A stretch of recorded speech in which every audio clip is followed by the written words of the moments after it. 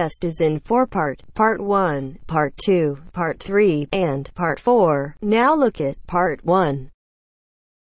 Part 1. First, you have some time to look at questions 1 to 5.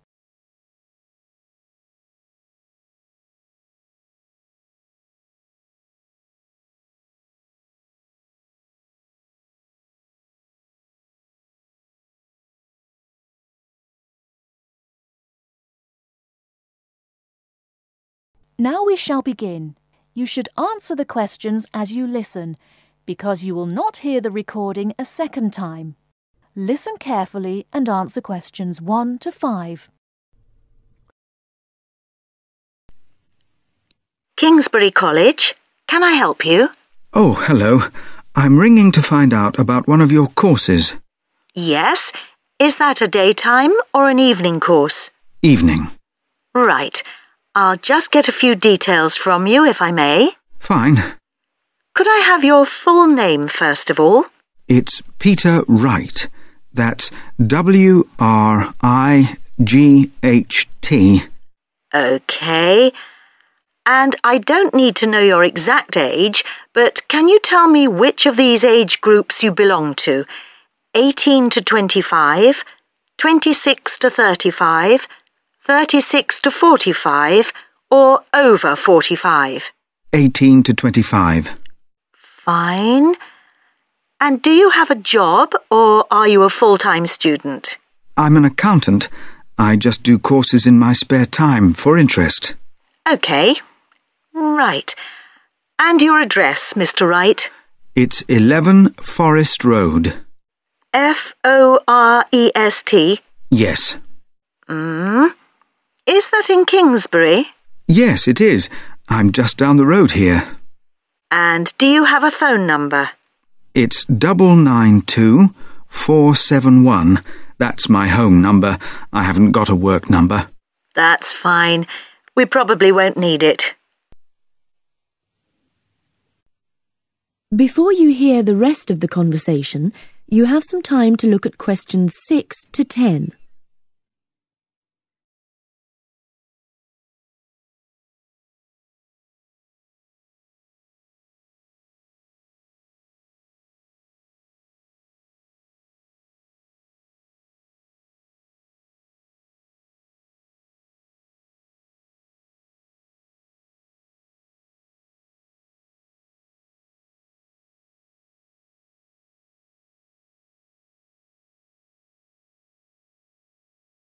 Now listen and answer questions 6 to 10. Now, you want to register for a course. Yes, cookery. Do you happen to know the exact title of the course?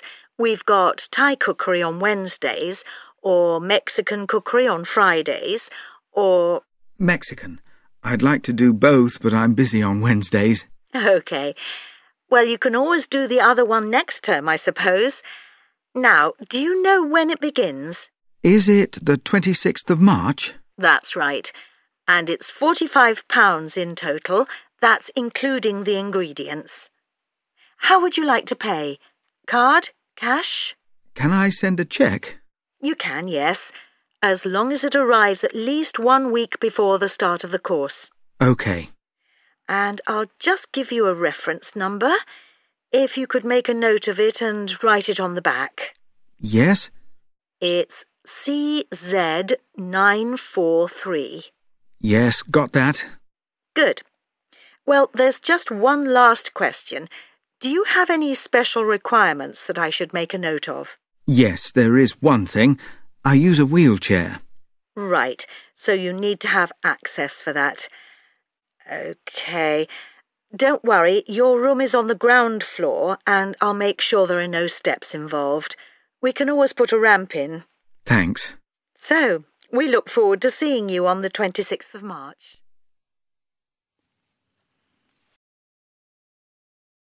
That is the end of Part 1. You now have half a minute to check your answers.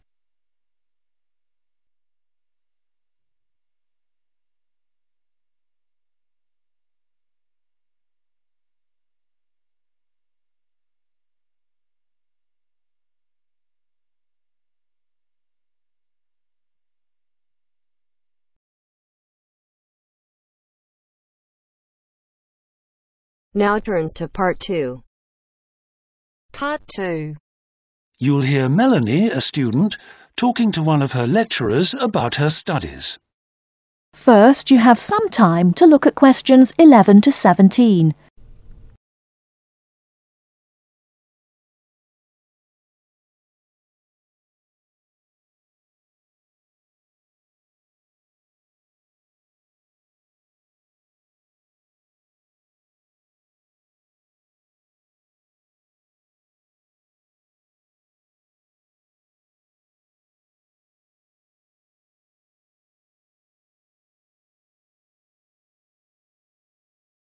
Now, listen carefully and answer questions 11 to 17. Excuse me, Dr. Johnson. May I speak to you for a minute? Sure, come in. I'm Melanie Griffin. I'm taking your course in population studies. Right. Well, Melanie, how can I help you? I'm having a bit of trouble with a second assignment, and it's due in 12 days. What sort of trouble are you having? Is the assignment question a problem? Well, that's part of the problem. I've been having trouble getting hold of the books. I've been to the library several times and all the books are out. Sounds like you should have started borrowing books a bit earlier. Well, I had a really big assignment due in for another course, and I've been spending all my time on that, and I thought... You might get an extension of time to finish your assignment for me? If that's possible, but I don't know if... Well, yes, it is possible, but extensions are normally given only for medical or compassionate reasons. Otherwise, it's really a question of organizing your study, and we don't like giving extensions to students who simply didn't plan their work properly. What did you get for your first assignment? I got 87%. Yes, you did very well, indeed. So, obviously, you can produce good work. I don't think I'll need too much extra time, as long as I can get hold of some of the important references. Well, since you did so well in your first assignment, I'm prepared to give you an extra 2 weeks for this one. So that'll mean you'll need to submit it about a month from now. Oh, thank you. Now, what about the reading materials? Have you checked out the journal articles in the list? No, not yet. There were about 20 of them, and I wasn't sure which ones would be most useful or important. Well, they're all useful, but I don't expect anyone to read them all because a number of them deal with the same issues. Let me give you some suggestions. The article by Anderson and Hawker is really worth reading. Right, I'll read that one. You should also read the article by Jackson, but just look at the part on the research methodology, how they did it. Okay, Jackson. Got that. And if you have time, the one by Roberts says very relevant things, although it's not essential. So, okay, if it's useful, I'll try and read that one. Now, the one by Morris, I wouldn't bother with that at this stage if I were you. Okay, I won't bother with Morris. Oh, now, someone told me the article by Cooper is important. Well, yes, in a way. But just look at the last part, where he discusses the research results. And lastly, there's Forster. I can't think why I included that one. It's not bad, and could be of some help, but not that much.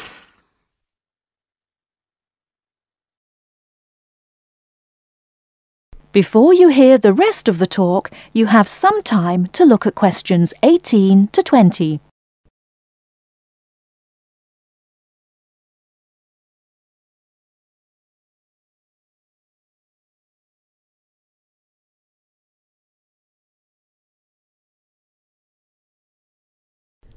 Now listen and answer questions 18 to 20. Now, let's deal with the assignment question. What's the problem there? It's the graph on page 2. What seems to be the problem? It's just the bar graph showing reasons why people change where they live. Well, I've got a photocopy, but the reasons at the bottom are missing. Ah, okay. Look at the first bar on the graph. Now that indicates the number of people who move because they want more space. Oh, I see. Bar 1. OK. Now what about the next bar?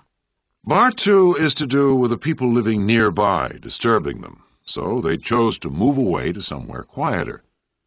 Now let's look at bar number 3. Another reason people change their place of living is because they want to be closer to the city. OK. Proximity to the city is an issue. Now, bar number 4 refers to problems when the owner of the property won't help fix things that go wrong. In other words, the owner is not helpful, and so the tenants move out. OK. Now what about bar 5? Bar 5 is about those people who move because they need a bus or train to get them into the city or to go to work. OK. And bar 6? Bar number 6 is interesting. That reason was given quite a lot. People moving because they wanted to be in a more attractive neighborhood. Oh, yes. Thank you very much.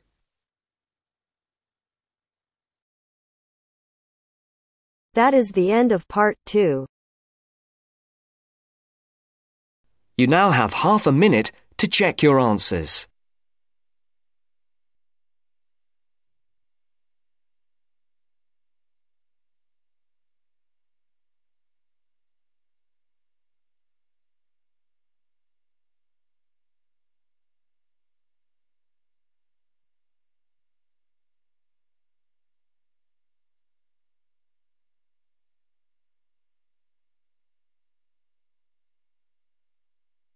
Now turns to part 3.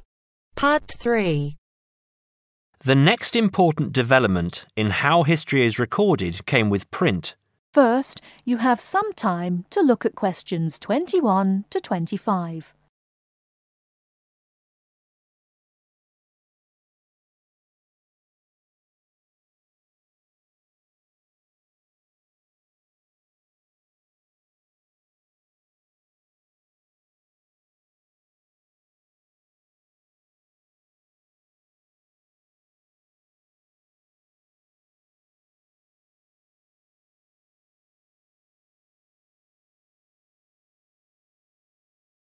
Now, listen carefully and answer questions 21 to 25. The next important development in how history is recorded came with print. In the 8th century, the Chinese invented paper and woodblock printing. Remember that up to this time, very few people could read and write, and so only a very small number of people could understand written history. Suddenly, many books appeared, and many more people learnt to read. In the 14th century, the first printing press was invented in Germany. This reduced how long it took to produce books. The new printing technique quickly spread to other parts of the world. More books appeared, and even more people learnt to read. The first printed newspaper appeared in 1605, and the first daily newspaper in 1702.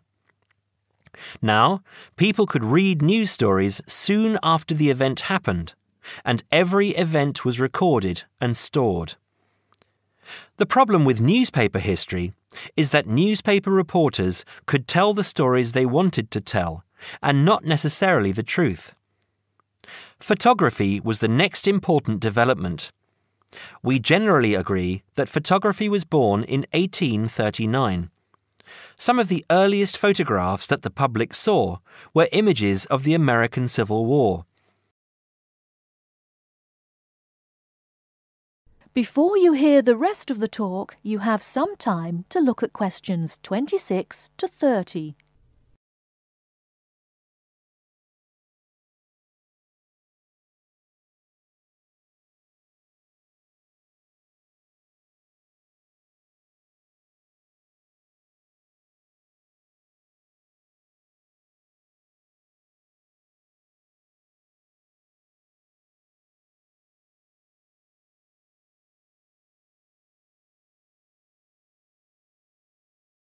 Now listen and answer questions 26 to 30. People were shocked by the photographs of dead soldiers, and for the first time saw the reality of war. By 1850, photographs appeared regularly in newspapers, and people now expected the truth. At the end of the 19th century came the first motion picture camera. Soon, history was being recorded as moving images. In the 1930s, television brought moving images into people's homes. More and more people saw history as it happened, and more history was recorded. Today, of course, we expect that every event in the world is recorded. Satellite TV and the Internet allow people to watch any event, anywhere in the world, as it happens. It doesn't matter if the TV cameras are not there. People carry around mobile phones and can record any incident and then share it online. Families have their own video cameras and record their own history. Children now grow up watching their parents and grandparents on film. I'm sure you'll agree that the transition from storytelling to what we have today has been dramatic, and I hope that... That is the end of part 3. You now have half a minute to check your answers.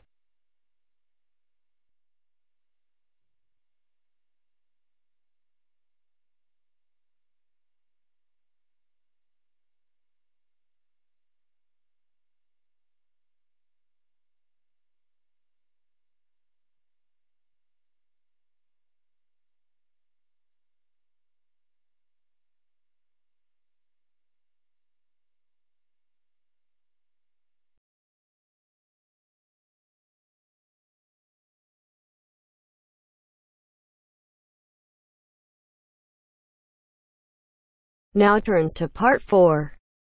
Part 4.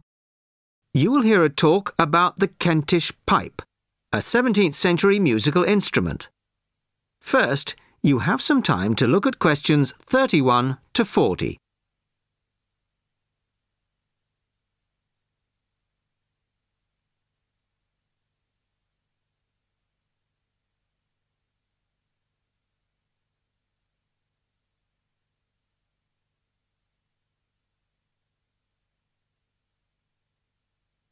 Listen carefully and answer questions 31 to 40. Good evening. I'd like to introduce Geoffrey Rourke of the Early Music Foundation. Geoffrey has recently restored a genuine 17th century Kentish pipe and, as you all know, will be giving us a recital on it later this evening. But first, he's kindly agreed to talk to us about this exciting and little-known instrument. Thank you very much. I'd like to begin, if I may, by talking to you about the rather unusual construction of the Kentish pipe. The main part of the instrument, as you can see, is a long, straight wooden tube, which we call the chanter. This one is in beech wood, but other woods were used. At one end, there is the airbag. This rests under the arm of the player, like this. The blowpipe that inflates the airbag is quite long and bends round the front of the body to be inserted in the mouth of the player, like this. You see, the flexible nature of this tube is a unique feature of the Kentish pipe. In my restored version here, the blowpipe is, I'm sorry to confess, made out of plastic. In the original version, it would have been made out of leather using an elaborate stitching and waxing technique. However, the skills required to do this have now been lost. Good old plastic was the only alternative we could come up with. The airbag is obviously a modern replacement too. This time it is made out of leather and, as far as we can be certain, is likely to be pretty much identical to the original. A particularly soft and supple yet strong leather is required. Ordinary shoe leather would start to crack in no time. The main pipe, or chanter, is original, of course, as its rather battered appearance makes obvious, I would imagine. But it still sounds pretty good after nearly 400 years. We can't actually put a precise date on it, because the maker kindly inscribed it for us. Just here. You probably can't see it. JD, the maker's initials, and the date 1634. The most recent feature is the reed, the part that actually makes the noise. Although probably identical in every way to the original, it is in fact a piece from a plant picked yesterday morning by my son by the river near our house. So, that's the construction. But why bother with the bag, you may be wondering? Why not just blow directly into the pipe?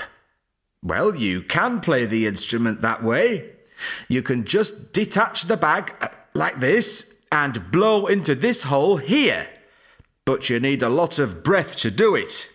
Much more than, say, a flute or clarinet.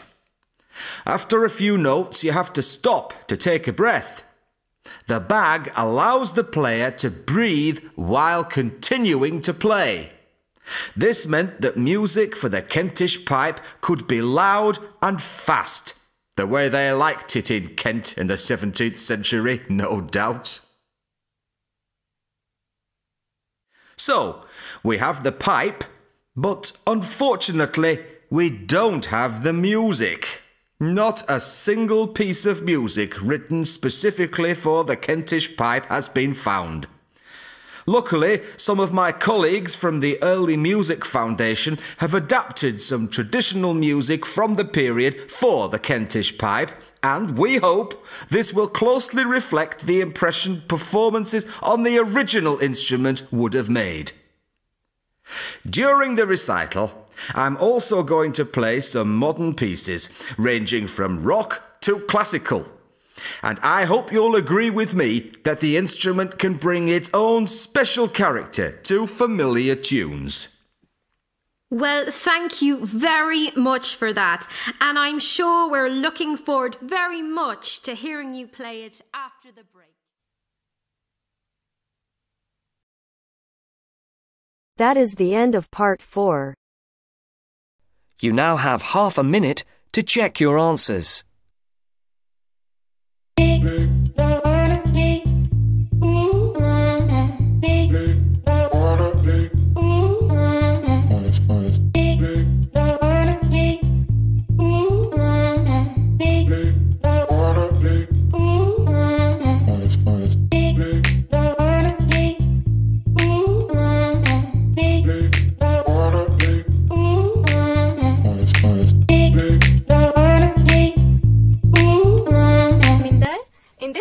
We will discuss about task 1 of writing module, so you get an idea how to write a table graph. So without wasting any time, let's start with the video.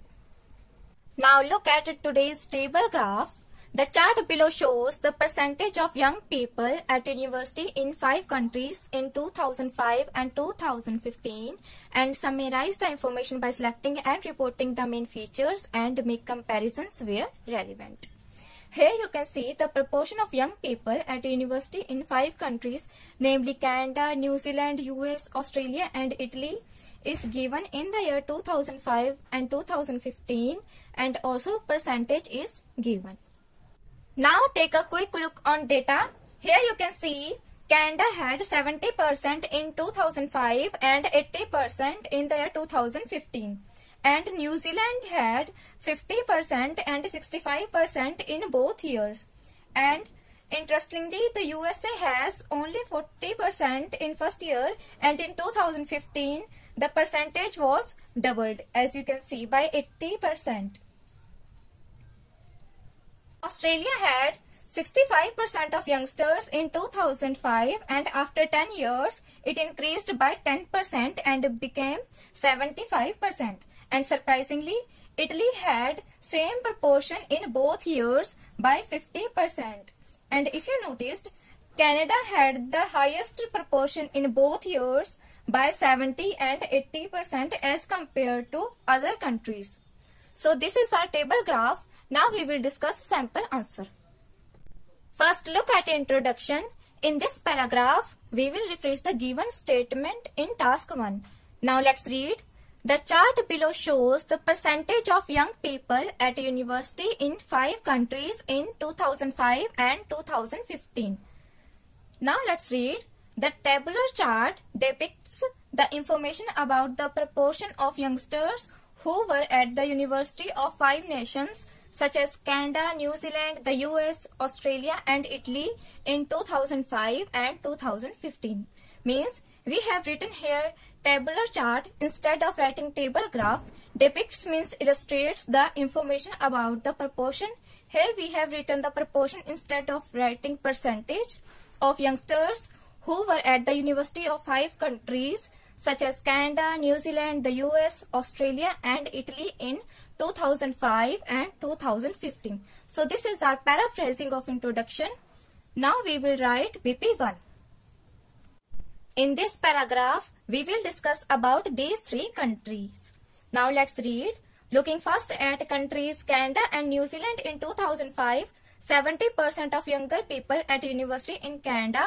Here you can see in 2005, 70% of younger people at university in Canada. However, the figure of New Zealand was a half. A half means 50%. Means the figure of New Zealand was a half by 50% in 2005. A decade later, means after 10 years, which is the year 2015, these figures rose to 80% and 65% orderly. Means these figures increased to 80% and 65% orderly. After that, America had 80% young people at university in 2015. As you can see, America had 80% young people at university in 2015, whilst it was twofold than that of the percentage of youngsters in 2005. As you can see, it was twofold means doubled than that of the percentage of youngsters in 2005. So this is the end of BP1. Now we will discuss body paragraph 2. In this paragraph, we will discuss about Australia and Italy. Now let's read. Turning to the 2 remaining countries, in Australia, youngsters at university increased by 1/10 from 65 to 75% in the given years. Here you can see, in Australia, youngsters at university increased by 1/10 means by 10% from 65 to 75% in the given years. Here we have written in the given years instead of writing 2005 and 2015. Then the proportion of students who were at Italian university was at par by 50% in both years. Means the proportion of Italian university students was at par means equal by 50% in both years. So this is the end of BP2. Now we will write overview. In this paragraph, we will write the striking features of the graph. Now let's read. Overall, Canada had the highest percentage of young people at university in both years. As you can see, Canada had the highest percentage of young people at university in both years by 70 and 80%, while the proportion of university students in America was the lowest in 2005. Here you can see the proportion of American students was the lowest in 2005 by 40% as compared to other countries. So this is the end of our video. Hope you learned something. I will see you guys in the next video. If you like this video, then hit on the like button, share this video with your family and friends, and subscribe to our channel for more IELTS related videos. Thank you and all the very best for your IELTS exam.